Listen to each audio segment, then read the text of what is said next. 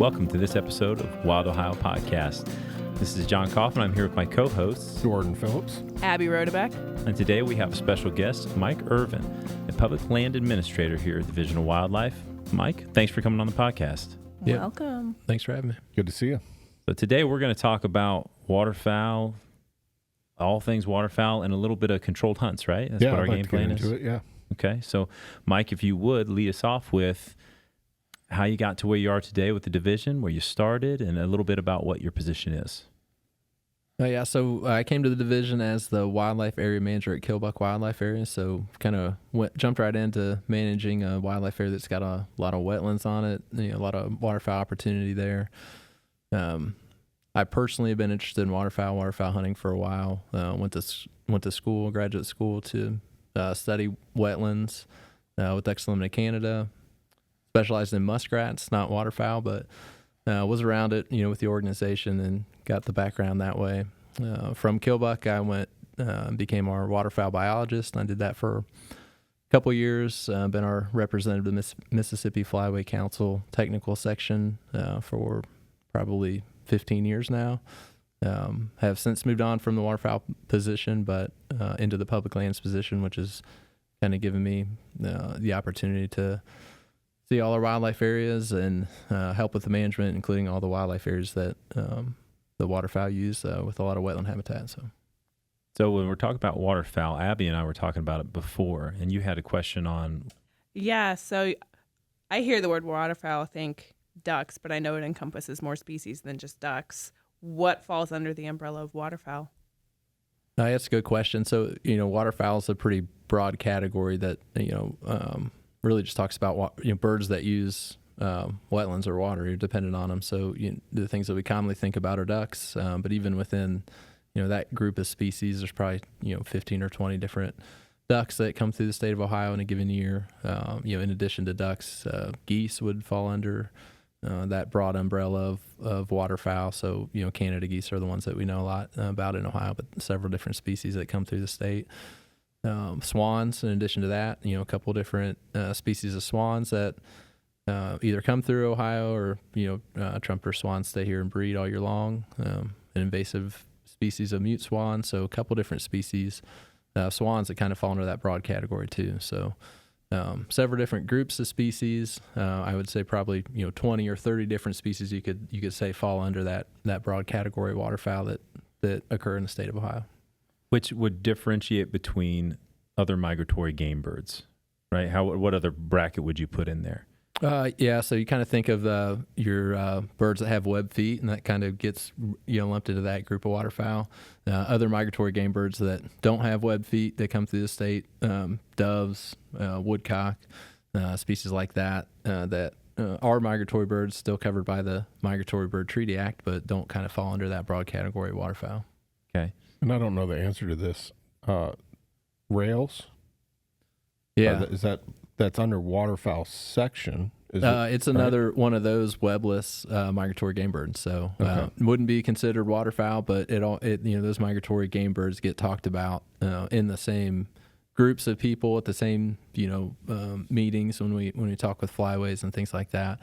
Cover all those species, whether they're waterfowl or just regular migratory game birds that don't have web feet. That's kind of the deciding factor there. This is a little bit of a throwback, but for some of the folks who maybe hunted migratory birds or waterfowl back in the day, we would have two different publications for the seasons and the bag limits and things like that. And one of them was mostly your waterfowl, the ducks, geese, and the other one was more of your migratory birds. Woodcock would be in there, rails, the mourning dove season would be in that regulation.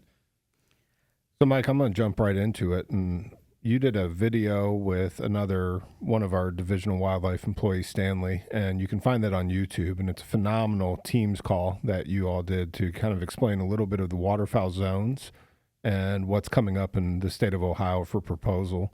And I was wondering if you could talk a little bit more about all the things that went into that and just some of the changes that are being proposed.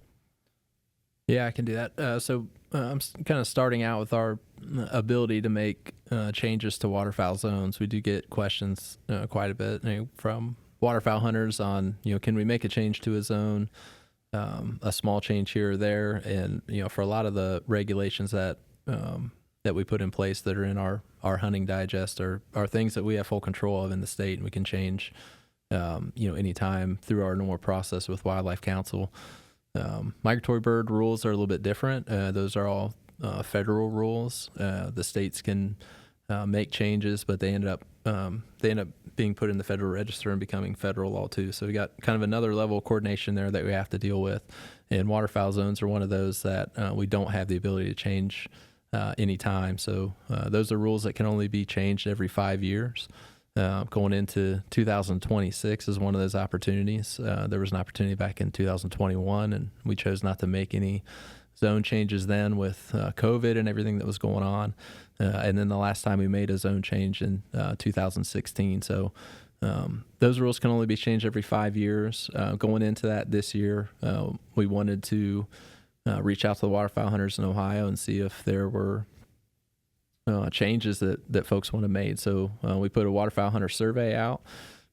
We got quite a few responses back from folks, and ultimately turned it into a proposal that is going to change or could change if it gets passed by Wildlife Council. Could change waterfowl zones, hopefully for the better based on the feedback that we got from our hunters. Could you talk a little bit about what the waterfowl zones are and why we have them? Yeah, so that's a good question. So we would get a lot of feedback from waterfowl hunters on season dates. Those are the things that we do change annually. And then kind of compounded with that, you have geographic zones that can have different dates within them. So we've had 3 waterfowl zones in Ohio here for a while now. A Lake Erie Marsh zone, which is relatively small, but important area of the state for waterfowl. A North zone that encompasses a big part of the northern part of the state from, we always say Route 30, but it's kind of a jagged line that goes across the state, but pretty much the northern half of the state, and then a south zone that goes from that part south down to the Ohio River. So within those zones, the season dates have traditionally been a little bit different, with the Lake Erie Marsh zone being a little bit earlier in the year to take advantage of early migrants. It's just a little bit further north too, so we see some of those species showing up a little bit earlier in the state up there. The north zone has traditionally been a little bit later, and then the south zone has been as late as we can make it, clear back to close to January 31st. That's as far as late as we can go in the season. Again, one of those federal regulations that we have to stay within. So the zones allow us to fine tune a little bit those dates based on when we think birds are going to move through the state. Have we ever had more or less than 3 zones? For as long as I've been waterfowl hunting, it's always been 3. Is that a guideline, or is that something that we've developed? No, we've had 3 for a while now. We had 2 before the Lake Erie Marsh zone was put in place, so it was just the north and the south zone. And then going back, back in history beyond that, we had a Ohio River zone at one point, in addition to a north and a south zone. So we've had 2 or 3 for a while. I think as far back as zones have been a thing, we've had either 2 or 3. But within the federal framework surrounding zones, you don't have to have any. You could just have one in the state and set your season dates and go on about your way. That wouldn't be very beneficial. Yeah. 2 zones gives you a little more ability, I guess, to make some changes. Adds a little bit of complexity too. So there's some trade-off there. A 3rd zone is what we've opted into for a while now. You can even have 4 zones, but some of your ability to set dates changes with whatever the state selects. So we've opted with 3 zones in the state. The new proposal coming out in 2026 will have 3 as well.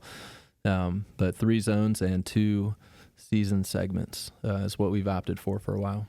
And we really try and work with our hunters and making sure that we're giving them the optimum amount of time to pursue waterfowl. Can you talk a little bit about the federal side of the 3 date or time frame parameters that you are allowed to pick from, and which one we have?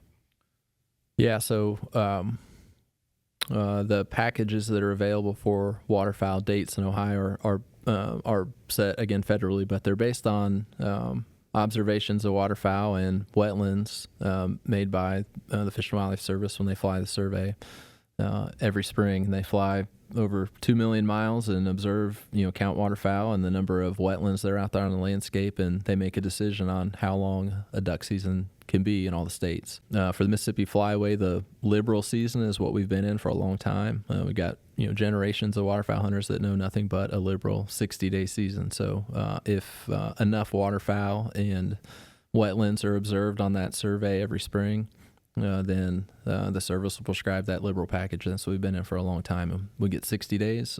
If the number goes down, you either see fewer waterfowl or fewer wetlands on the landscape. There's a moderate package, which would put us in a 45-day season. And then there's a restrictive if it continues to get worse than that, which is a 30-day season. And then there's a possibility for closed seasons. So that 60, 45, 30 day, that's ducks, or is that all waterfowl? That's ducks, yeah. That's ducks, because goose has a different package, right? Yeah, goose is longer. So we've been in this 107-day package for a while. So quite a bit more opportunity out there to hunt Canada geese in terms of the number of days. Than ducks. So one of the things that's interesting about this proposal, and John and I were talking about this before you got here today, but we're looking at the new zones being by county. And I'd love for you to be able to tell our listeners why they're by county, what the thinking behind that was, and how you got that data, because I think that's real important for folks to hear. I think it's eye-opening, really. Yeah. Yeah, so it's interesting. We've managed waterfowl zones on road boundaries for a long time, and when we wanted to do a good job with this last survey and really drill down to the geography around when people want to hunt and where they hunt, and so a county is a good way to do it. We got 88 of them. That's a management unit that we can survey on and sample on, and the more we thought about it, looking through the digest, every other species that we manage is regulated on counties. It's kind of the geography that we use to set wildlife regulations, except for waterfowl zones. So, when we asked the question in the survey this time, we use the county geography to ask hunters where they hunted the most, and they got to select the county. And we asked them when they wanted to hunt it, and they ranked their weeks, selected their 8 most preferred weeks to hunt in that county, and that falls into that 60-day package. 8 weeks is about 60 days, and we use that information to kind of separate the zones, based on the responses that we got. It reminds me of the conversation we had with Mark Wiley and the North Zone, South Zone turkey stuff. But I just want to make sure that we're highlighting the fact that this is us listening to the constituents and them dictating, maybe not dictating, but making the suggestion of what they'd really like to see, and us trying to provide that. I'm proud of that. Yeah. I'm a waterfowl hunter, and let's talk about what we can't control. We can't control the migration, if the birds are going to be there, and the weather. Yeah. So if you're hunting for full bag limits, I would recommend you rethink why you're out there enjoying the outdoors. Sure, that's the desired effect of full plates of game to enjoy, but that being said, we seem to be doing a real good job of providing as much opportunity and listening to our hunters as best we can to provide that opportunity. I think that's something that's real important for folks to know. Yeah, it was the driving factor behind that survey and the proposal that's out there. We have kind of known that there's been this discrepancy in the north zone between the eastern part of the state wanting to hunt a little bit later into January and the western part of the state wanting to hunt most of the month of November. And there's just not enough days in the 60-day season to make both sides of that really big zone happy. So if you look back at the 2016 zone proposal, we kind of knew that it existed then, and we had one of the proposals that we surveyed on then was the northeast and northwest zone, and ultimately didn't get a ton of support, but it got enough that kind of validated our assumption that there's a difference there. So with the survey that we just did here in 2025, that's what we wanted to find out, and that's why we broke it down to that county level, was we really wanted to know where that line exists, because we've been doing this tug of war thing between the western part of the state and the eastern part of the state, and we'll move a season a week, the north zone season a week earlier, and we'll hear about it from one side of the state. So then we'll move it back a week later, and then we'll hear about it from the other side of the state. So we really didn't have a tool with season dates weren't the right tool to fix that issue. Fixing it with the feedback that we got from folks and setting the geography, the zones is a tool that we hope will help and kind of allow us to settle in on some season dates that make the most people happy. How about bag limit compensation or, composition? Thank you very much. Yep.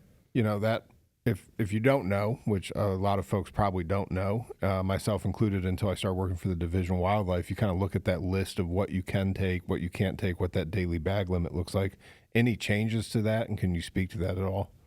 So I guess a relatively big change this year with a 3 pintail bag limit. So that's been a species that's been one of those birds that you can only shoot one of in the past, and one that you really got to pay attention to and hone your ID skills, when you're out there in the field.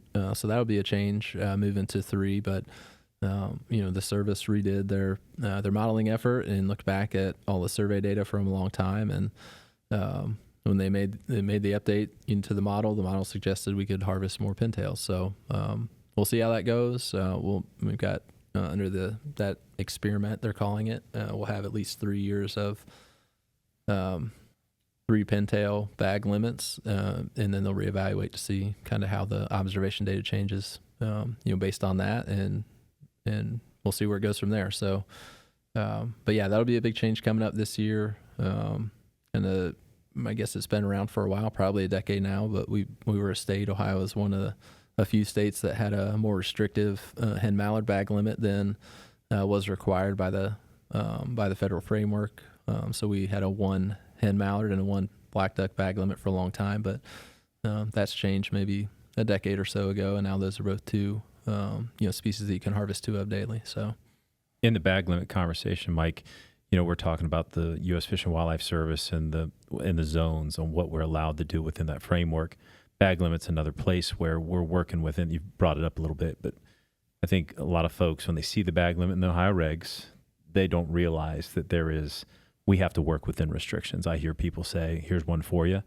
Why can't we shoot wood ducks in teal season? I'm sure you've heard that. Oh, yeah. Yeah. So can you maybe shed some light on that for folks so they can learn about how this is a 2-party system. We're working with the U.S. Fish and Wildlife Service to help work within their guidelines.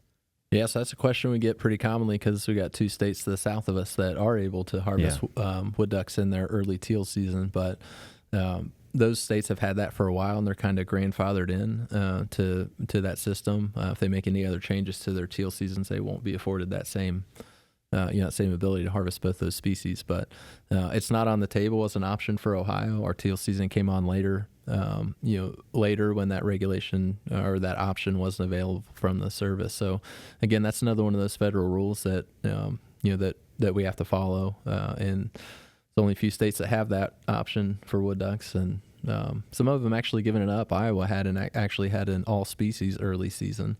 Really? And they opted to stop doing that a handful of years back to have a teal season like ours. So there's a couple of those anomalies out there, and those questions come up. Folks are eager to look sideways with their states and say, well, they're doing it over there. Why can't you guys do it?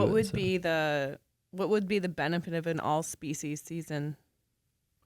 It kind of goes back to the being able to identify ducks on the wing. Yeah, duck identification. Yeah, for sure. That's what Yeah, it's kind of people think maybe it's a barrier for folks to enter and get started in waterfowl hunting because it's kind of the burden's on the hunter to be able to identify the species they're shooting at before they pull the trigger. Mm-hmm. Because of those, some of those bag limits are lower, like the pintails, for example.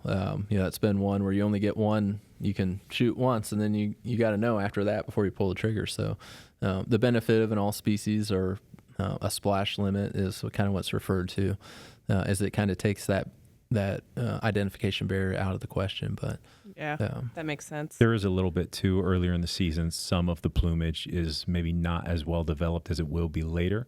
So it might be a little more difficult for folks. But then you take it as a waterfowl hunter myself and other folks here at the table, you got to take in a lot of things into account, not just what the feathers are telling you, how the birds are flying, and the way they fly. I'm curious from the law enforcement standpoint. Let's say I'm out waterfowl hunting and I accidentally shoot an extra teal, for example. It's an awesome example. So what do? I go, oh no, do I call John?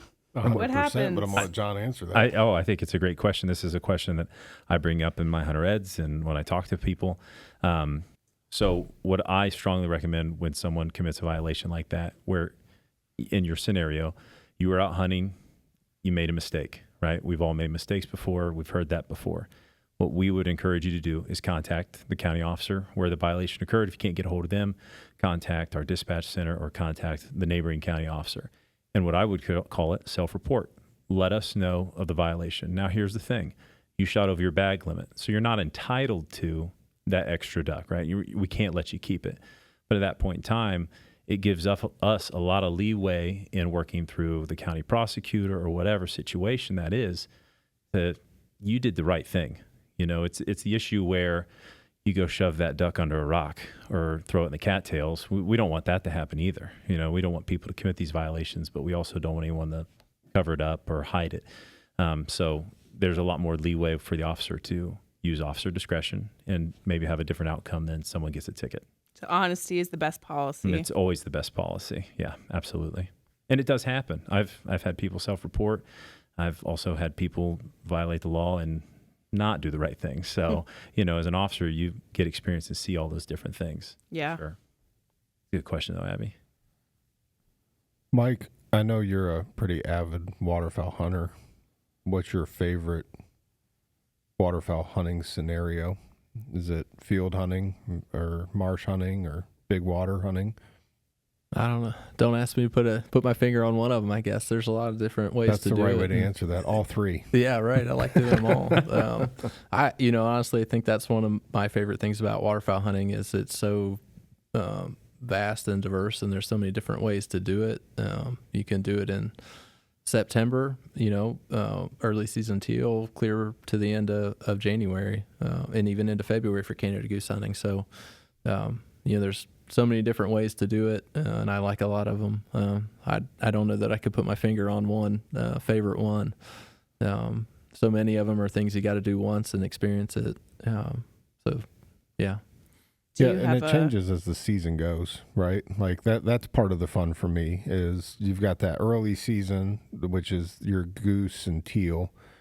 And as the season goes longer and you get into those November, December dates, your methods of hiding and strategy, they change with the birds because generally speaking, kind of what you're thinking is that the birds are becoming more and more educated with each passing day and seeing more people pursuing them.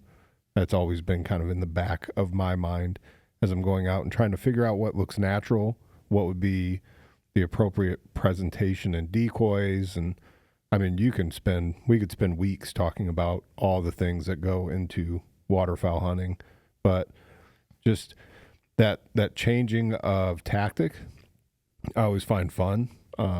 We, many mornings, John and I have stood over a decoy spread debating if they look right, they don't look right. They're too tight or they're too loose. Or tweaking. They're in the right places. Yeah. And then the whole hide, I mean, that's a huge part of this. So one thing I'll say about that, I like how you were hard to put an answer to that because same if you would have asked me, I don't know what I would have picked. But that made me think Ohio sometimes gets a bad rap for waterfowl hunting.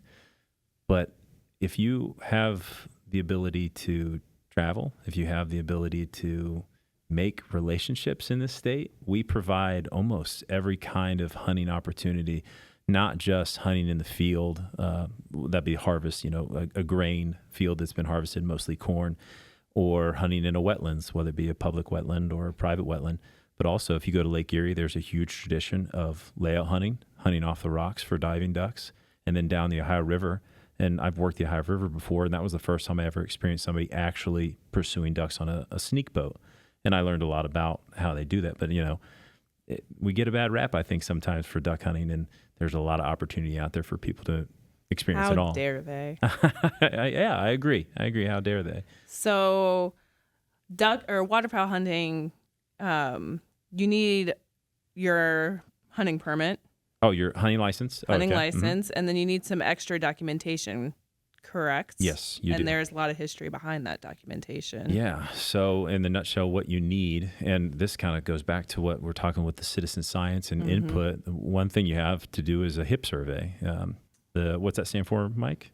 Harvest Information Program. Harvest Information Program. So that's a free survey. You don't have to pay anything for it, but it is required before you hunt the upcoming year. You just answer some questions about what you pursued last year. Maybe it's pretty broad. Like, how many Canada geese did you shoot? What is it? 0, 1 to 10, 10 or plus? Yeah. Dove is included in that, correct? Yep. Other migratory birds, not just the waterfowl. Not just woodcock. waterfowl. Yeah. So that's one thing you need to do before the upcoming season. You do have to purchase a federal migratory bird stamp, and you can get those online. You can do an e-stamp now, which is kind of a newer thing. And you can get those at your post office, different ways of getting it. And then the Ohio wetland stamp would be the other thing that you need to get.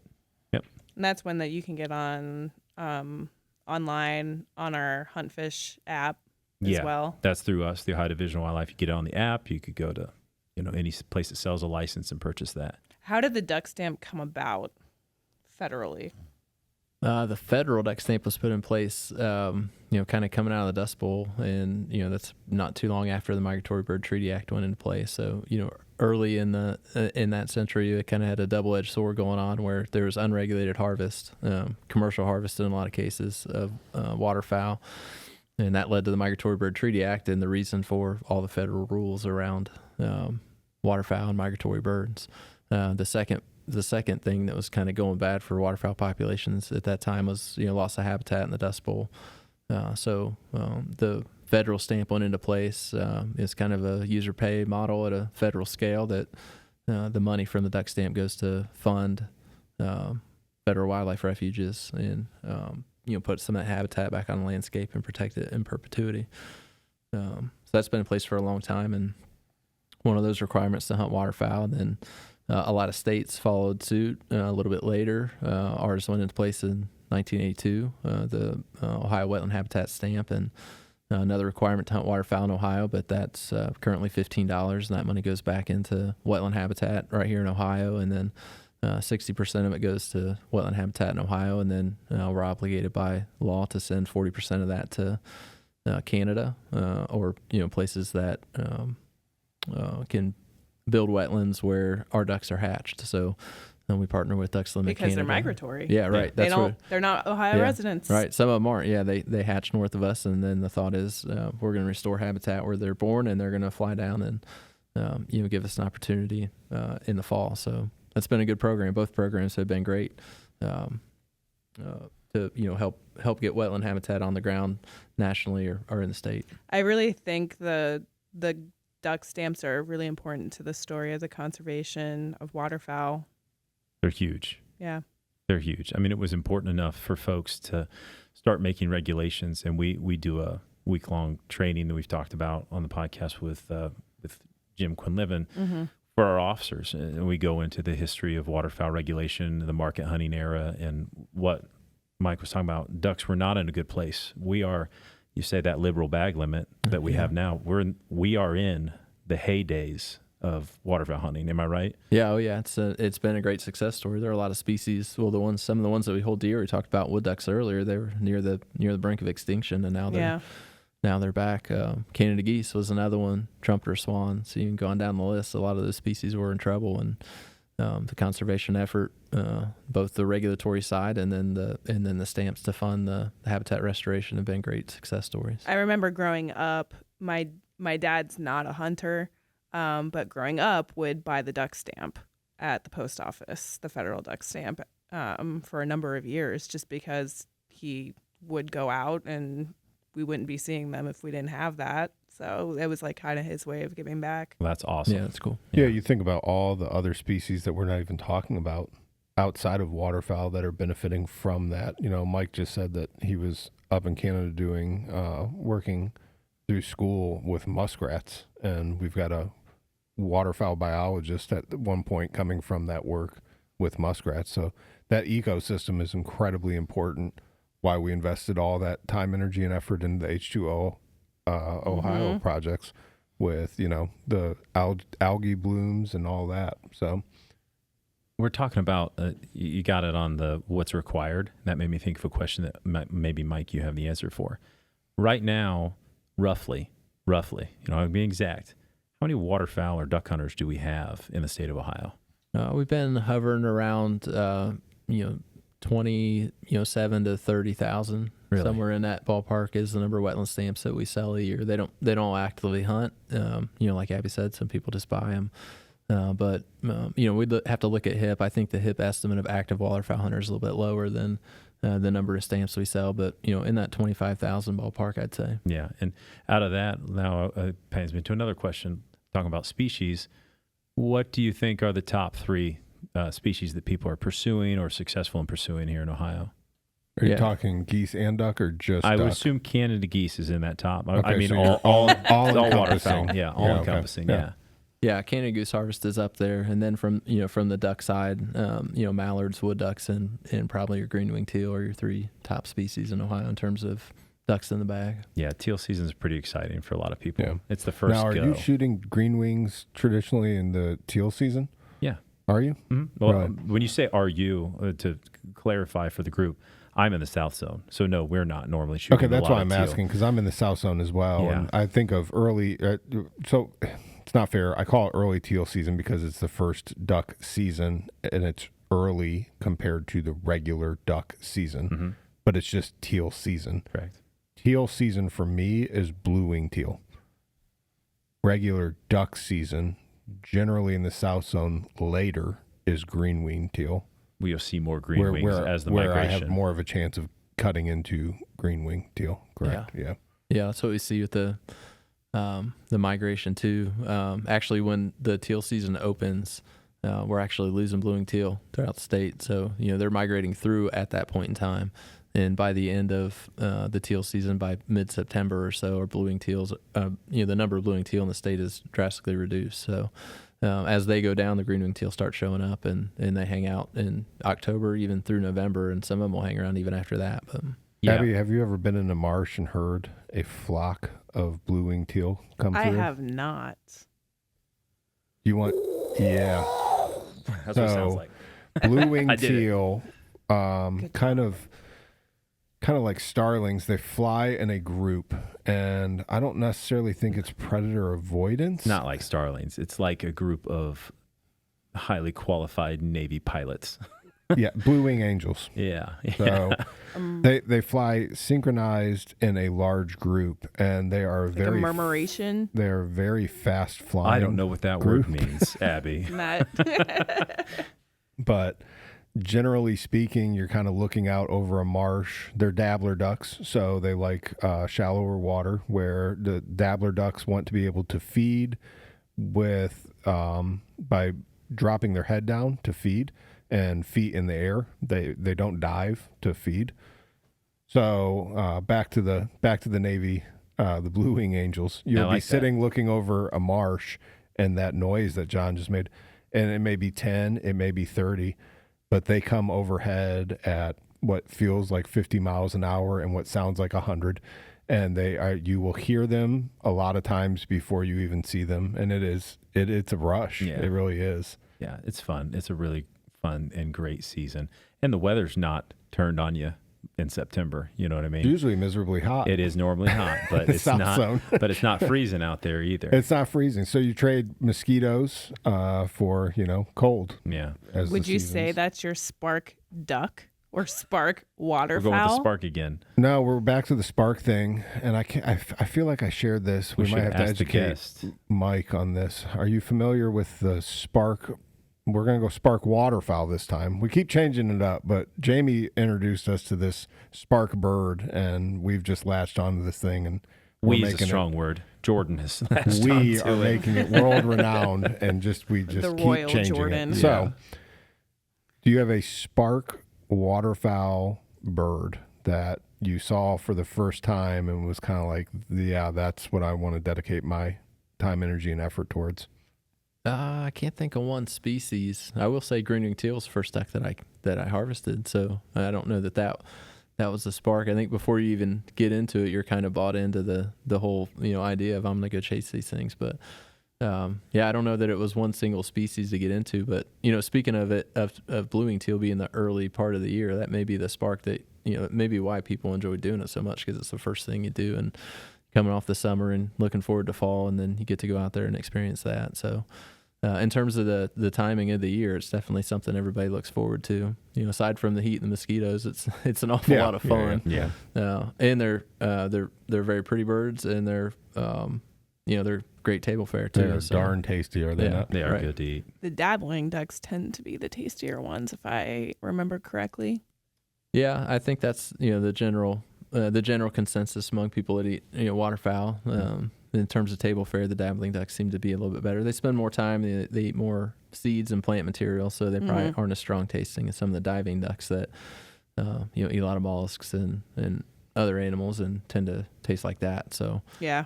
But that said, I think most of the species can be made well if they're prepared well.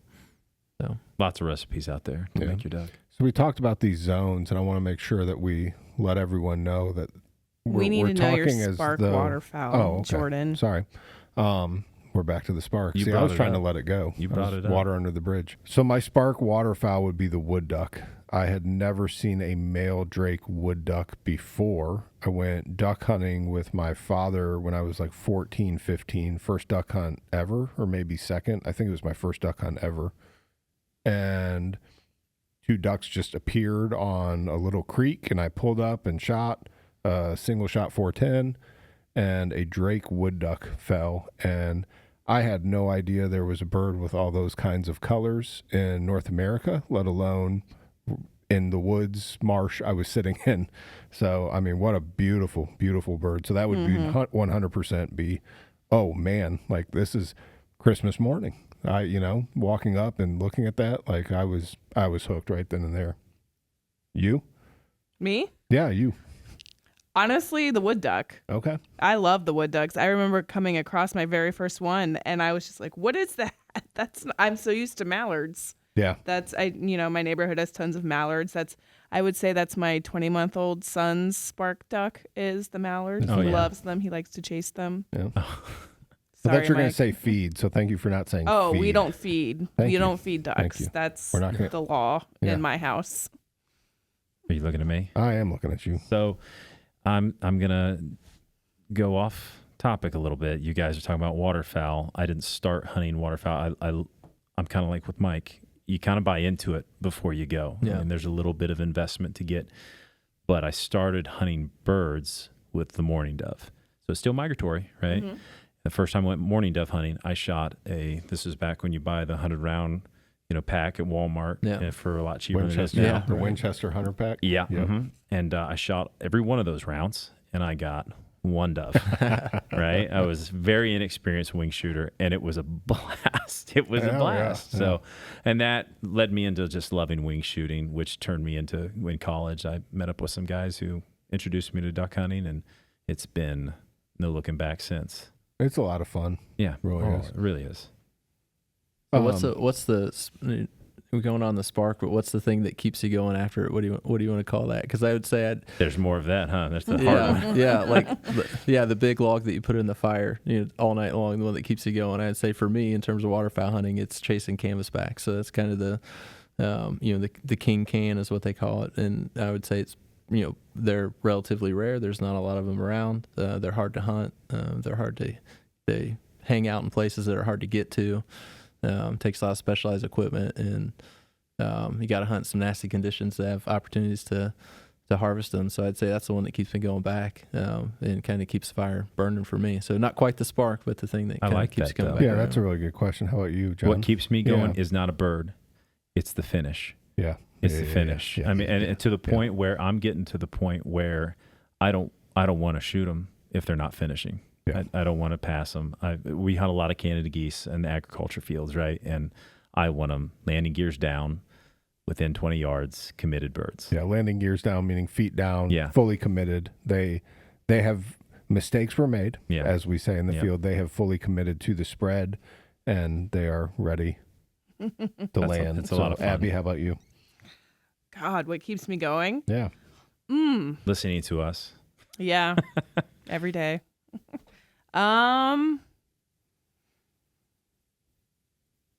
I think right now, at least at this point in my life, what keeps me going is wanting to take Elliot out Mm-hmm. and show him Yeah, and Yeah. watch him see things for the first time. I like that. Abby's answer is better than mine. I should have said that.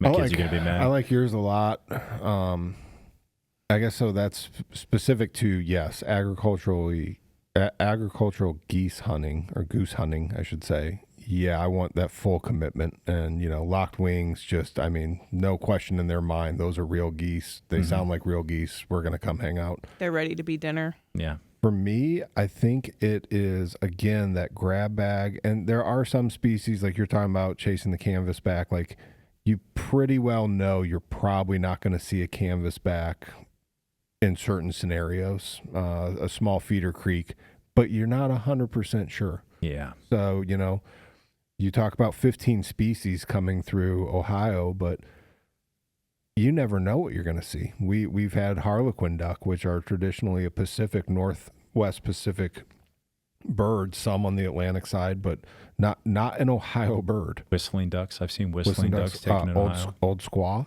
longtails. Longtails. So, weather systems come through and push birds off their migratory path. But I think, so what I'm getting at is that the sunrise, the camaraderie, just being out there, enjoying the outdoors, and then not really 100% knowing what is going to come into that hole that you're on. And that's fun for me. Yeah. I don't think I'll ever lose that species chase. That's a lot of fun for me.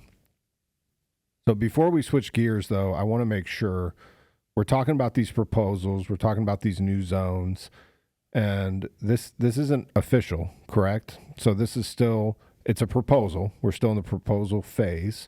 Can you talk a little bit about the month of August 2025 and the next steps for this proposal, and possibly some public feedback and input that could be received? Yeah, so we talked about the survey a little bit earlier. That was kind of the starting point that helped formulate the proposal that we put together and ultimately proposed to Wildlife Council.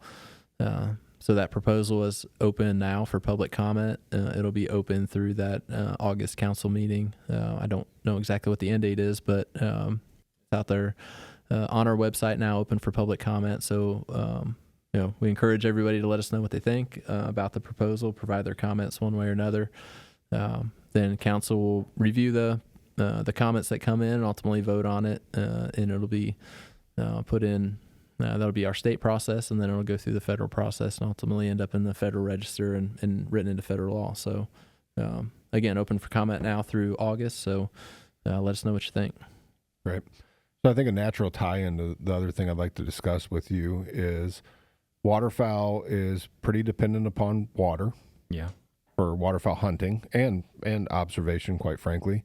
Whether that's observation at a city park that you don't have permission to hunt, or you are going to pursue and you would like to take waterfowl home with you for consumption.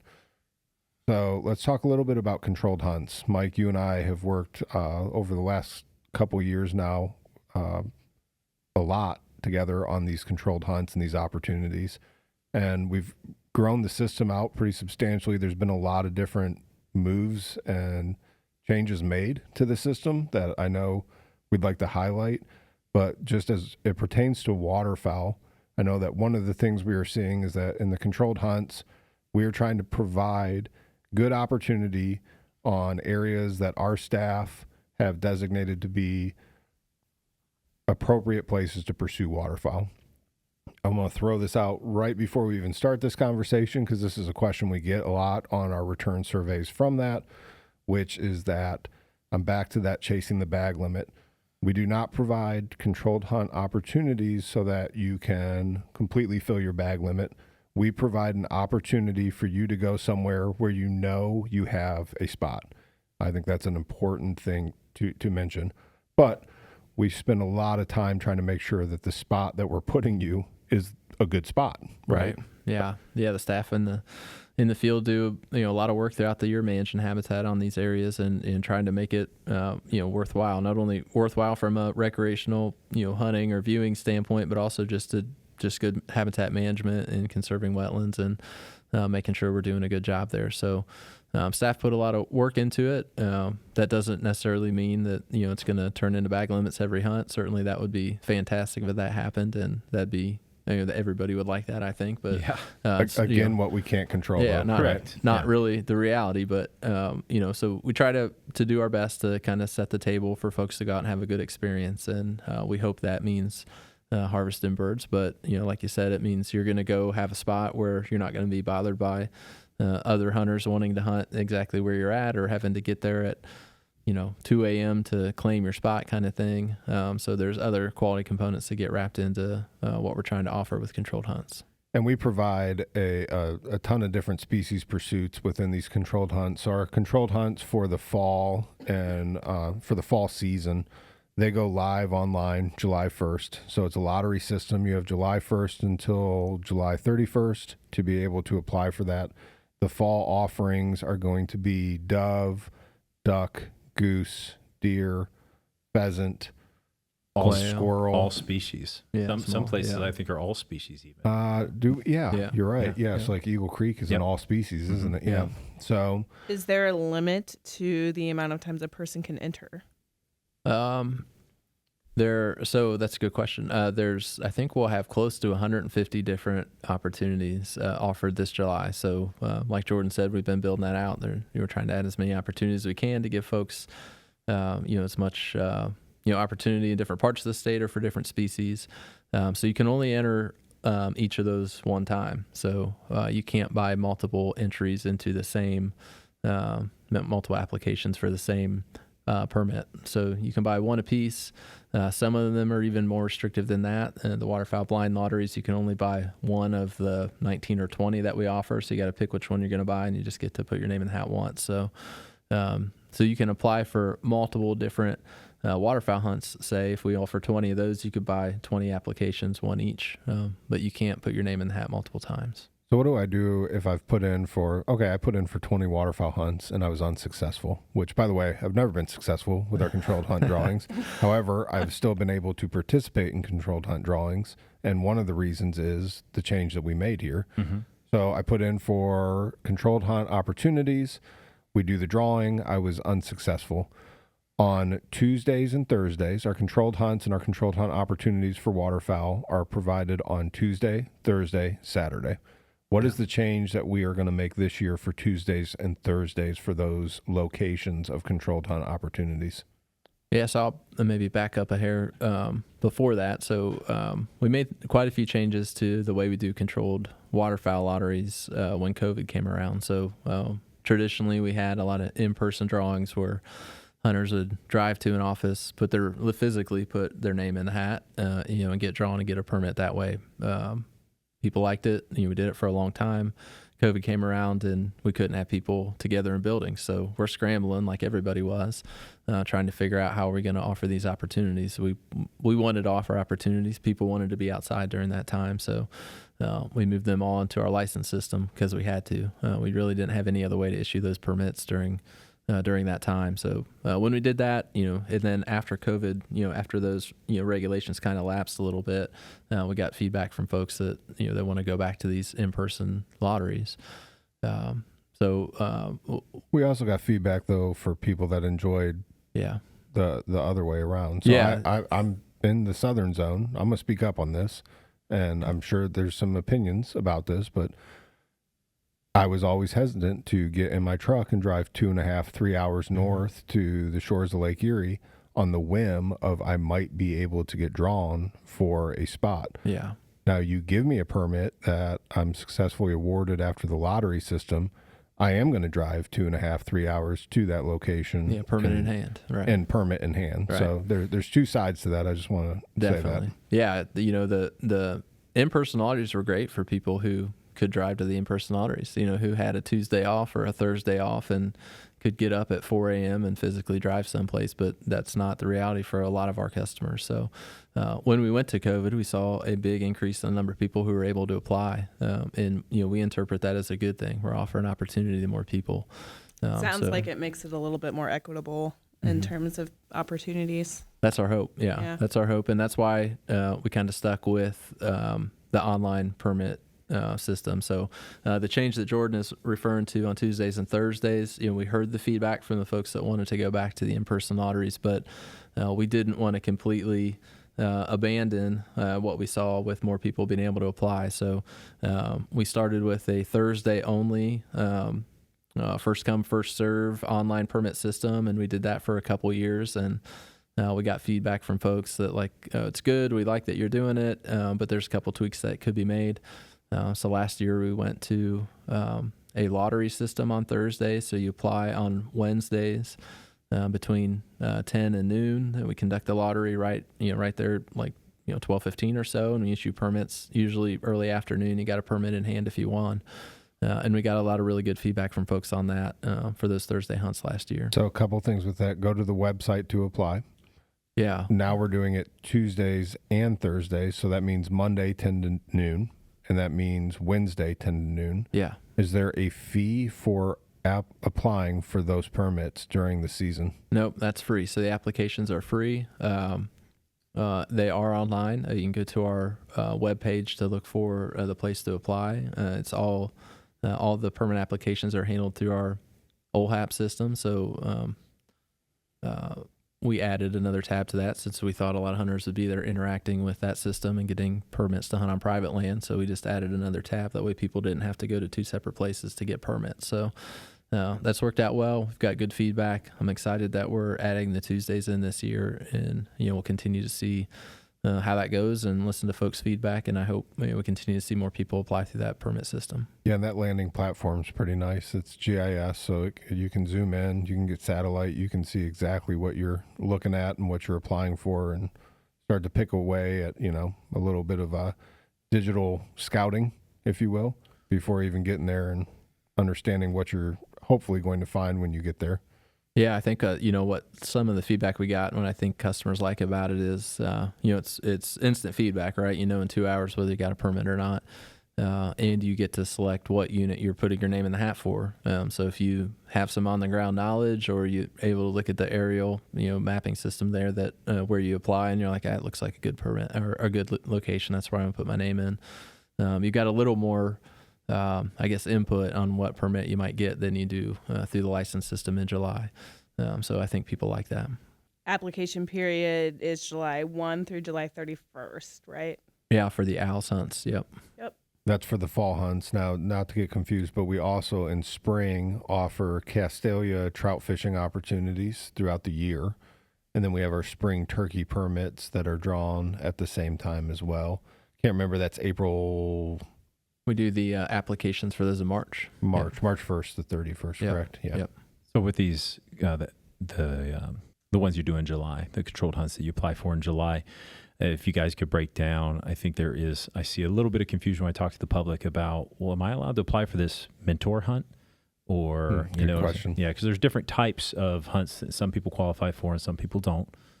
Yeah, good question. I'll take that, and I'll let you fill in the blanks, because I may miss some pieces, Mike. It's been a while since I've looked at that. But the mentor-mentee hunts were created in trying to build out a social network of folks that were able to take their friends that may be new to it. So what we did is we sat down and we just looked at a overall approach of what does it take to be a mentee or a mentor. And, there's a lot of gray area in that. If I go deer hunting one time, does that mean that I'm ready to take someone new out? It might mean that you are ready to take someone new out. It might also mean that you're not ready to take someone new out. So we put some guidelines on what that looks like. We more specifically looked at what does it look like to be a mentee. And that was, had you harvested the game species within the last 5 years? Had you ever purchased a permit? We wanted to kind of make sure that we were looking at, I don't know how to say this, basically we wanted to filter out anyone that was already being successful within it, and we really wanted to see new folks coming into the field with that.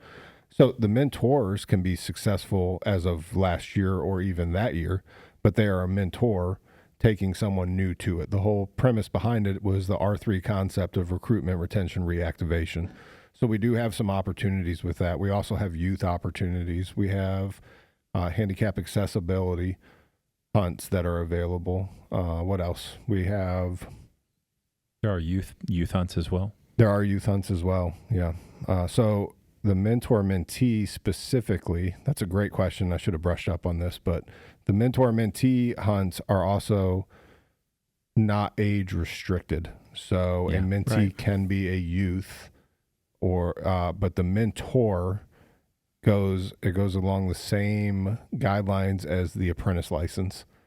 So 18 or older. Is it 18 or 21? No, I think it's 18. It's 18 or older that you can qualify to be a mentor for that. And John, you've actually participated in a mentee-mentor turkey hunt, correct? Correct. Yeah. Yeah. So, but the idea behind that is we want to make sure that whoever that mentee, we're not just saying, oh, hey, only kids can be mentees, but adult onset hunters. Absolutely. Also, you know, if you have a friend, a neighbor, a family member, I would really like to go try that.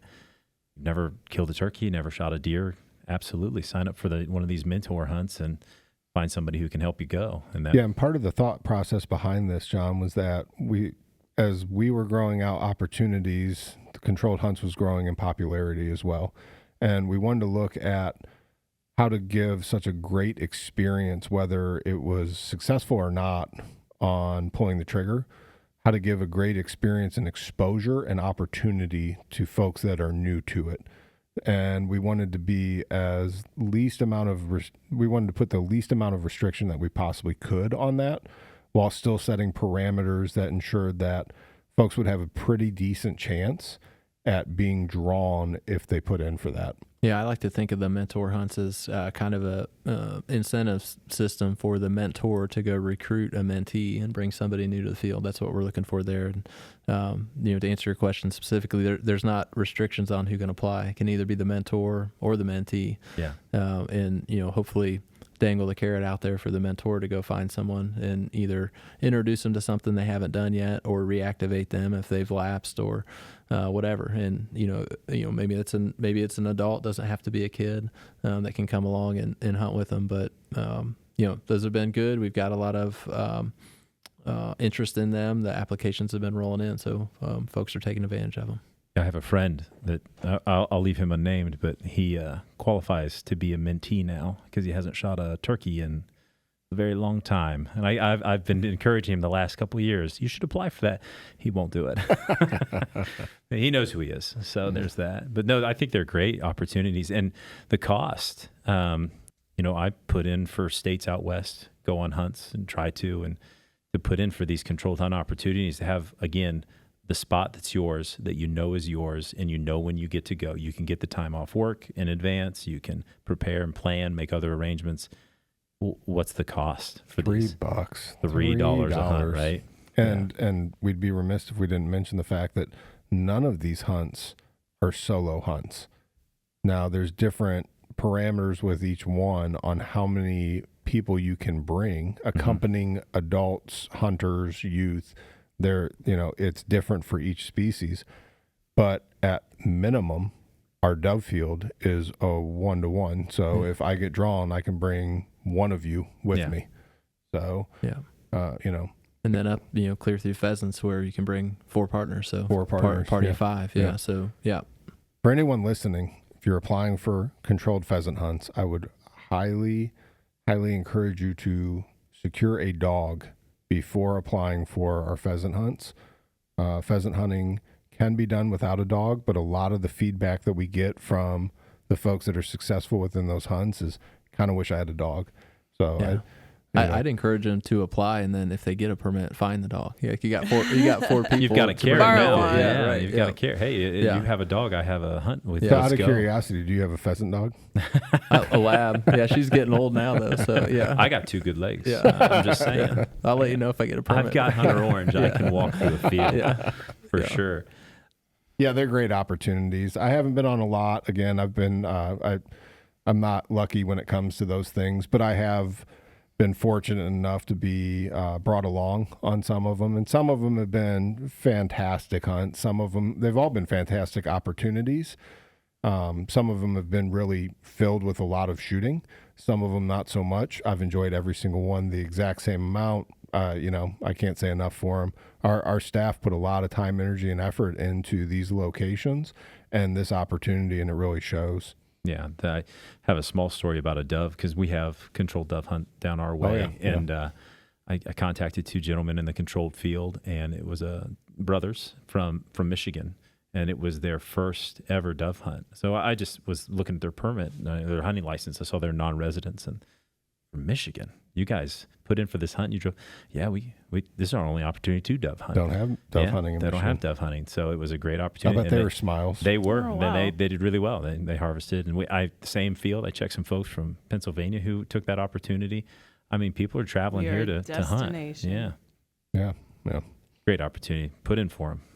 Agreed. Just not the ones I'm putting in for. I don't know about that. Last time I checked, it sounds like you're just donating $3 every year. I'm fine with that, actually. Yeah. I know that money's going to good things. So, and I'm donating a lot more than $3, just so you know. But, Mike, I'm a steal from John for this part, and John's done a really good job with most of all of our guests. But I guess my question to you would be that you've got this opportunity to speak directly to our constituents, our customers, our future customers, our old customers. Is there anything that you would like for them to hear about controlled hunts, waterfowl zones, any of that you'd like to kind of pass along? Yeah, I'd say, we've talked about waterfowl being a diverse group of species and using a diverse group of, set of habitats and migrations at different times of the year and things like that. So there's a ton of moving parts to it. We talked about the number of waterfowl hunters in the state, 25,000 people pursuing these opportunities, different places at different times, doing different things. So, if something we're doing with the regulation isn't what what you like, let us know about it. We do listen to that feedback, and we help. We use it to help shape our regulations and the proposals that we make. So, speak up. You typically don't have any issue with waterfowl hunters letting us know what's on their mind, but I'd encourage that, and that makes the product that we're putting out there better, and ensuring that we're giving folks the opportunity.